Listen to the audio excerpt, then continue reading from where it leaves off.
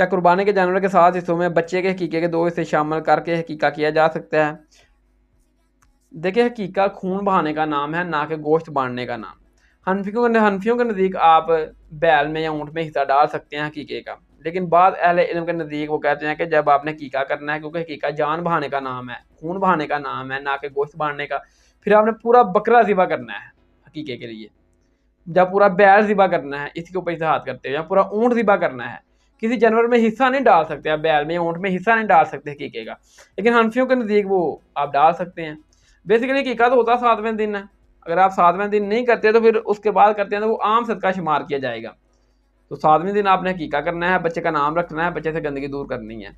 ہاں اگر آپ اس وقت غریب ہیں، آپ کے پاس پیسے نہیں ہیں، تو بعد میں آپ کے پاس پیسے آئیں تو بعد میں کر لیں، جان بوجھ کر لیٹ نہ کریں حقیقہ کہ وہ بچے دی نانی آ رہی ہے تو پھپھی چاچی آ رہی ہے تو کل آنا ہے پرسوں آنا ہے۔ 7ویں دن آپ نے حقیقہ کرنا ہے۔ اگر آپ پر پیسے نہیں ہیں، غریب ہیں، بعد میں جب پیسے آئیں تب کر لیں۔ نبی صلی اللہ علیہ وسلم نے اپنا حقیقہ اعلان نبوت کے بعد کیا تو جواز کی حد تک ثابت ہے۔ اگر آپ کے پاس پیسے اس وقت نہیں ہیں، کسی مسئلے کی وجہ سے آپ حقیقہ نہیں کر سکے، تو بعد میں جب پیسے آئیں چاہے جوان ہو جائیں تو آپ اپنا حقیقہ کر لیں۔